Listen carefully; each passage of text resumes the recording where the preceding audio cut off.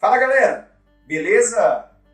Eu sei que muita gente já passou ou mesmo está passando dificuldade financeira nesse momento e é justamente pensando nisso que eu quero trazer aqui para vocês no vídeo do Momento da História um fato que aconteceu comigo, fez parte da minha história e de fato mudou minha vida para sempre. É o seguinte, eu tinha 22 anos, eu estava no quarto ano da faculdade, eu fazia engenharia mecânica e eu queria viver uma experiência, morar fora, né? Eu não tive essa oportunidade de fazer isso antes e eu gostaria muito de fazer isso antes de me formar. Foi então que eu chamei meu pai, minha mãe, a minha namorada, hoje é minha esposa, e apresentei para eles essa ideia maluca, né, de morar fora durante um tempo. A minha mãe não gostou da ideia desde o primeiro dia. Ela achava aquilo absurdo e não gostou, enfim. O meu pai até achou legal, mas a gente não tinha dinheiro. Eu não sou de uma família rica, né? Então, meu pai falou pra mim, cara, como é que você vai querer morar fora se a gente não tem grana para isso, né? Mal dava para poder bancar minha vida na faculdade, eu fazia faculdade pública, mas mesmo assim era difícil a vida, né? Os meus pais não tinham dinheiro para esbanjar nesse sentido, né? Como diz meu pai, mal dava pra gente pagar as contas ali do dia a dia e o doido aqui quer morar fora, como que eu iria fazer isso? Aí até que eu falei pro meu pai, bom, eu não sei como, mas eu sei que eu quero e a gente vai dar um jeito, né? Então, eu vou atrás. Aí ele falou, ó, não sei o que a gente pode fazer. Eu falei, pai, se eu resolver, se eu conseguir uma bolsa, eu posso ir? Aí ele falou, pode, arruma a bolsa e depois a gente volta a conversar sobre isso. Então eu fui atrás disso, né? E aí que eu encontrei, a USP foi a faculdade que eu fiz, ela tinha parceria com o Politécnico de Torino, na Itália, e nessa parceria eu me inscrevi numa oportunidade lá para conseguir uma bolsa e eu ganhei essa bolsa, porém eu só não pagaria para estudar, né? Todos os gastos eu teria, né? Então moradia, viagem, alimentação, todas as despesas eram por minha conta. Eu só não pagaria para estudar, porque ela tinha então essa parceria com a USP. Bom, eu sei que eu me inscrevi, eu fui contemplado lá com a bolsa, recebi a carta, chamei a família lá para conversar, né? E eu lembro até hoje que quando eu mostrei para minha mãe, ela não quis falar comigo. Ela ficou emburrada comigo alguns dias. Meu pai achou legal pra caramba, minha namorada me apoiou muito. Mas aí a gente teve um primeiro problema, na verdade o segundo problema. Porque o primeiro foi lá na ideia, né? E todo mundo achava que era algo que não iria acontecer. Bom, como que eu iria fazer para ir para a Itália, né? Eu tinha que tirar visto, eu tinha que comprar passagem, eu tinha que me bancar lá. Lembrando que naquela época, em 2007... O euro estava R$3 cada euro. Hoje já passa muito disso, mas na época já era muito, né? Se já estava passando apertado aqui, imagina lá. Eu sei que eu fui atrás da documentação, peguei a documentação lá no departamento de intercâmbio, fui atrás para tirar o visto. E aí começam os problemas que eu comecei a enfrentar. Para tirar esse visto, eu teria que ir para São Paulo. Fui para São Paulo a primeira vez de carona, cheguei lá, apresentei a documentação e eu não sabia muito bem o que precisava e o que não precisava. Eu sei que a documentação foi negada, mesmo tendo já o documento lá do Politécnico de Torino. Voltei para casa, né, perdi minha viagem, fui de carona, mas eu gastei para comer, eu gastei para tirar os documentos, para tirar cópia, enfim, e autenticar e não estava nada certo. Voltei para casa, fui no departamento, corrigi os documentos e fui numa segunda vez. Dessa vez eu fui de ônibus e fui lá com os documentos e aí que eu descobri que aí veio o problema principal de toda a história. Não bastava ter os documentos das duas faculdades, não bastava ter a oportunidade de estudar lá, tudo isso registrado. Eu tinha que ter em travel check, não sei se você sabe o que é travel check, é um documento, como se ele vale um dinheiro, ele é em meu nome e eu utilizo esse documento para viajar. Então eu vou num banco lá e troco isso por espécie. Então eu tinha que ter 6.000 euros em travel check no meu nome. Bom, faz as contas, 6.000 euros. R$3 cada euro, R$18.000. E eu lembro quando eu mostrei isso para meus pais, eles falaram, cara, não vamos tirar R$18.000 da onde? Não tinha da onde tirar, não tinha com quem pegar emprestado, não tinha nada, não tinha o que fazer.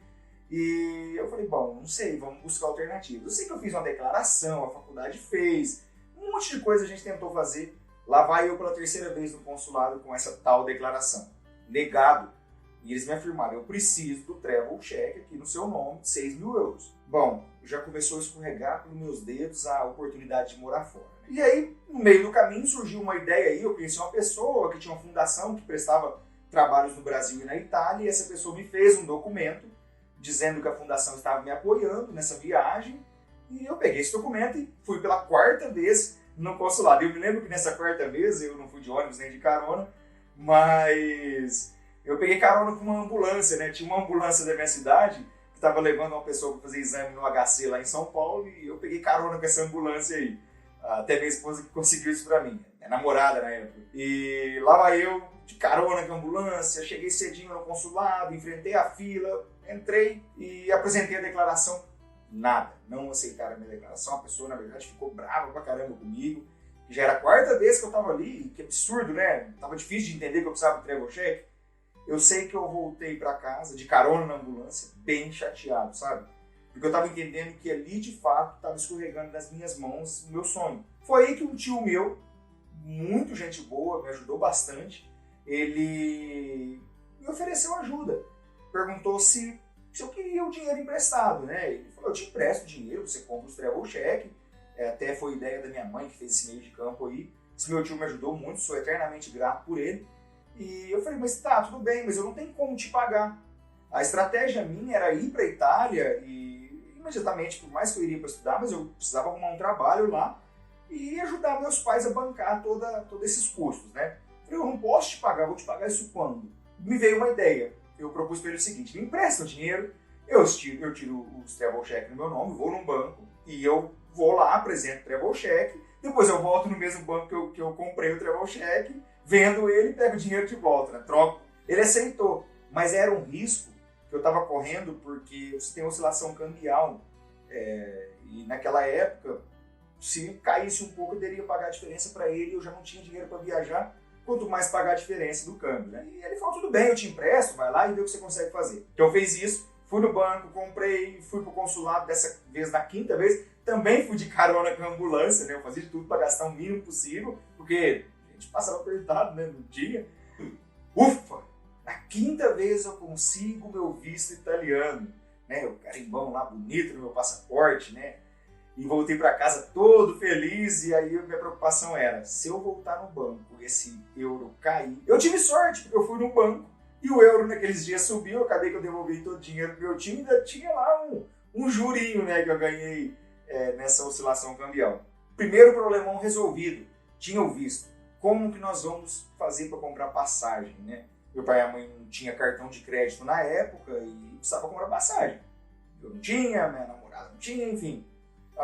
e o meu pai pediu emprestado o cartão de um tio meu e comprou a passagem dividida no máximo de parcelas que tinha e comprou a passagem e pelo menos resolveu mais um probleminha, né? E lá vai eu para a Itália. Separei toda a documentação, tudo certinho, tudo pronto para viajar e em determinado momento eu comecei a pensar, gente, mas será que tá certo eu ir? Porque tá tendo tanta coisa de difícil acontecendo no meio do caminho, será que dá certo eu ir? E eu ficava me perguntando, né? Não tá parecendo um sinal que é pra não ir? Minha mãe ficava ali meio chateada de eu estar indo, né? Por mais que meu pai e minha esposa, que era minha namorada, me apoiavam, mas sempre me perguntava isso. Mas realmente o baque veio que uns 10 dias, meu voo estava marcado para o dia 4, no dia 2 de setembro de 2007, uns 10 dias antes o meu avô faleceu. E eu sou o neto mais velho da família e eu convivi muito com ele. Ele faleceu e, na verdade, eu era muito próximo. E, inclusive, eu levei ele na última consulta que ele fez, eu levei ele naquela consulta, ele internou e faleceu. E aí sim eu me perguntava, será que tudo isso não é um sinal para que eu não vá? Bom, mas aí passou o tempo, eu acabei que vamos para a Itália sim. O primeiro voo de avião da minha vida foi nesse voo. Nunca tinha entrado no avião, não sabia como funcionavam as malas das esteiras, sabia nada. Eu saía perguntando dica para os outros, peguei roupa emprestada, mala emprestada, porque era para não comprar, e fui dessa forma, né? Aí que começam os problemas, porque é o seguinte, eu não tinha dinheiro para levar, né? E o que acontece? Meu pai e minha mãe fez todo esforço fodido, né? Sou eternamente grato por eles também, não só por isso, mas por tudo na minha vida. A gente vendeu algumas coisas e juntamos um dinheiro. A minha esposa fez rifa para poder me ajudar, vendeu para todos os amigos dela, para os nossos amigos em comum, para a família, vendeu para um monte de gente para juntar dinheiro e me deu todo o dinheiro. E eu consegui, nesse montante todo, juntar 1.000 euros para levar. Com um esforço coletivo imenso dessas pessoas que eu agradeço pro resto da minha vida.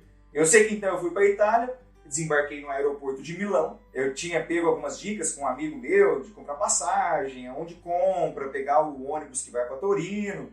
E eu tive alguma dificuldade lá, não entendia a língua, não sabia falar nada, absolutamente nada de italiano. Mas eu lembro que eu fui comprar o bilhete lá no guichê, não era um guichê aqui no Brasil, eu esperava. Na minha cabeça, as minhas referências de imagem era igual ao do Brasil, que tinha um guichê, que não sei o quê, e na verdade não era nada disso. Tinha um cara sentado numa mesa com uma maletinha vendendo uns bilhetes. Cheguei, falei que eu queria ir para Torino, ele me deu um papel lá escrito Torino e eu dei o dinheiro para ele. Não me lembro quanto custou na época, mas assim, é tudo muito contado. Deu dinheiro para ele, ele me falou onde era, eu lembro que ele falou o seguinte: Piattaforma Tredici. Tá, vou procurar alguma coisa que está escrito dessa forma. Eu não achei nem Piattaforma escrito em lugar nenhum, nem o tal do Tredici. Aí que complicou, né? Eu falei, aonde é? Nada. Eu parei minhas malas ali, o bilhete e tal, não tinha número de poltrona, não tinha horário, não tinha nada. Eu comecei então a descobrir as coisas. E nada de ver as coisas ou pegar informação com ninguém. Eu voltei no cara e perguntei, aonde é que eu pego mesmo? Falei um portunhol lá e ele perdeu a paciência e começou, 1, 2, 3, 4, até Tredici. Aí que eu descobri que Tredici era 13. E eu aprendi naquela discussão ali a contar. A primeira coisa que eu aprendi em italiano foi a contar. Bom, peguei o ônibus e fui parar lá em Torino, né? E aí eu cheguei então no alojamento, que eu iria ficar durante os 20 primeiros dias, e aí começa então o choque de realidade, porque era bem diferente do que eu esperava. Eu imaginava uma coisa, cheguei lá era outra coisa, não sabia falar língua, me sentia sozinho o tempo todo. Eu sei que eu tinha que ir para a faculdade depois para poder pegar toda a documentação, fazer minha inscrição lá. Eu me lembro que no começo tinha curso italiano intensivo para a gente poder aprender a falar. Eu tive bastante dificuldade no começo para poder interagir, entender tudo como o processo funcionava, onde comer, aonde comprar. Eu não tinha naquela época smartphone para você entrar e pesquisar. Eu não tinha nem notebook, não levei nada, não levei computador, não levei nem máquina digital, nada. E então eu não tinha onde pegar a informação. Eu não conhecia ninguém que estava lá para poder me dar dica. Eu fui na cara e na coragem. Né? E eu tinha o dinheiro contado.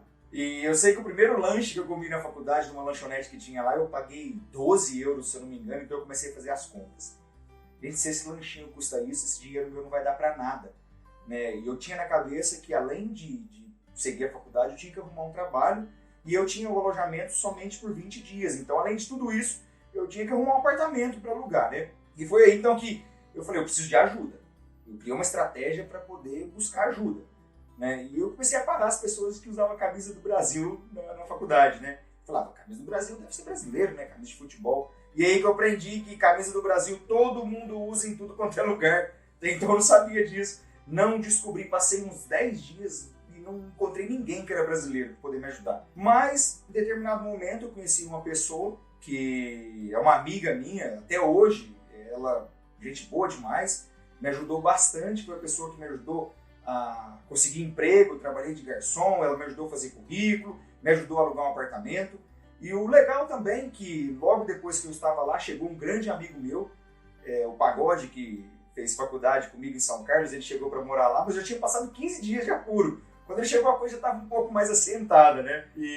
Mas quando ele chegou a gente procurou um apartamento, alugamos um apartamento, junto com um terceiro amigo que era o Perdido.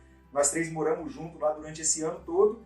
E foi muito bom, porque com 20 dias que eu estava ali, eu já tinha conseguido alugar um apartamento, já estava fazendo minhas aulas de italiano na faculdade, e logo depois eu também consegui um emprego, eu tinha 30, 40 dias que estava na Itália, eu estava trabalhando como garçom no restaurante. Eu agradeço demais aos meus pais por isso, porque meu pai sempre teve bar, meu pai sempre fez festa. E se você quer saber aí, tem um vídeo que eu vou colocar aqui um link que eu vou colocar aqui de um vídeo, de uma entrevista que ele fala um pouco dessa história nossa. E isso para mim foi muito bom, porque eu estava acostumado a trabalhar como garçom, como barman, e foi muito fácil de eu conseguir emprego, porque eu já tinha trabalhado com isso. E foi aí, eu trabalhei num restaurante durante uns 4 meses, ganhava bem, ganhava, se não me engano, 50 euros por noite, eu trabalhava 4, 5, às vezes 6 noites por semana, mas era muito cansativo, porque eu precisava do dinheiro, meus pais, obviamente, mandavam um pouco de dinheiro para mim, mas eu sabia da dificuldade que eles faziam para poder mandar aquele dinheiro para mim. Eu tinha certeza que era tudo que eles tinham, eles estavam mandando para mim. E eles estavam passando dificuldade por isso, não era fácil. Então, eu tinha a obrigação de ter um emprego. mas eu trabalhar ali e ter que estudar, por exemplo, eu entrava às 4 horas da tarde no trabalho e saía muitas vezes às 2 da manhã, sendo que às 7 eu tinha que estar na faculdade. E estudava até 1 hora da tarde. Então essa rotina começou a me cansar bastante e eu comecei a buscar então estágios na minha área. E foi lá para dezembro, eu consegui um estágio na minha área, e aí eu saí do restaurante, fui fazer estágio, foi muito legal numa fábrica que faz embalagens para Kinder, para Lindt, e era legal pra caramba, porque eles davam os chocolates pra gente testar nessa fábrica, e eu junto com o pessoal que trabalhava, a gente separava alguns chocolates para teste, o restante a gente comia tudo. Eu nunca comi tanto chocolate Lindt na minha vida. Se você não conhece esse chocolate, experimente, porque ele é uma delícia. Então, tudo isso foi como ensinamento. Eu tive a oportunidade de trabalhar com italianos de várias idades, aprendi a fazer projeto, trabalhei com desenho de máquinas. E o legal também é que a minha esposa, ela tirou férias do trabalho dela, 13º, tudo isso foi lá para dezembro, pegou todo o dinheiro, toda a reserva que ela tinha e foi para lá, e a gente passeou durante um período lá e foi bem legal. E o legal é que quando eu conto essa história para todo mundo, eu me lembro sim das coisas ruins que passaram, das dificuldades. No período que eu estava lá eu fiz mudança, trabalhei em outras coisas e não tinha preguiça. E isso tudo me ajudou bastante, conheci bastante pessoas legais, conheci pessoas que eu trago na minha vida até hoje, são amigos meus, posso dizer que para sempre, e são realmente parceiros. E tudo isso me mostrou, depois que passou tudo, então quando eu conto para as pessoas hoje essa história, eu lembro dos momentos ruins, mas eu não consigo ficar amargurando, pelo contrário, tudo aquilo que eu passei de dificuldade foi muito bom, porque a cada etapa de dificuldade que eu tive, desde querer ir e não poder, não conseguir o visto, e não ter o travel check, depois passagem, e pior, no meio do caminho, tem isso também. No meio do caminho, a companhia aérea que eu comprei passagem era a BRA. Era a mais barata que a gente achou. Acontece que a BRA quebrou e eu não tinha minha passagem de volta. E o dia que eu tinha que voltar estava chegando. Afinal de contas, as minhas aulas iriam começar aqui no Brasil, né? Em agosto. Então eu precisava voltar nesse mês. E eu não tinha passagem para voltar. Então já estava difícil ir. Imagina ter que comprar passagem para voltar. Eu fui no consulado brasileiro em Milão 2 vezes, pedi para eles me deportarem, porque eu não tinha dinheiro para comprar passagem, expliquei tudo e não consegui. Por fim, o meu pai e minha mãe de novo fizeram um grande esforço, compraram uma passagem e eu voltei para o Brasil. Toda essa dificuldade, desde o início até o fim, perder a passagem de volta, passando vontade de um monte de coisa, mas por outro lado me divertindo muito com as coisas legais que eu fiz lá com meus amigos, e a experiência na própria faculdade, nos estágios, no restaurante que eu trabalhei, as coisas legais que eu fiz lá, tudo isso me agregou muito como pessoa. Então, a dica que eu fico aqui para vocês, quando você tem um sonho e tem uma vontade de fazer uma coisa, e essa coisa realmente brilha, né? Parece um fogo que incendeia aqui o seu coração, vá atrás. As dificuldades, elas vão surgir, com certeza elas vão surgir. E quanto maior o sonho, maior a dificuldade. Mas o importante é você não desistir. Busque alternativas, encontre as pessoas que possam te ajudar. As pessoas que te amam vão te ajudar a conquistar esse sonho, tá? Então eu espero que essa história aqui sirva de exemplo aí para vocês que quer arriscar na vida, ou então você aí que está pensando em morar fora, que isso sirva de exemplo para você, porque para mim foi muito bom e realmente eu tenho excelentes lembranças daquele período, tá? E se você gostou da história, se inscreva aqui no nosso canal, não esquece de apertar o sininho para o YouTube te avisar toda vez que tiver vídeo novo. E também nos siga no Instagram. O nosso Instagram é @seutesouro_, tá bom? Valeu, pessoal. Muito obrigado. Grande abraço.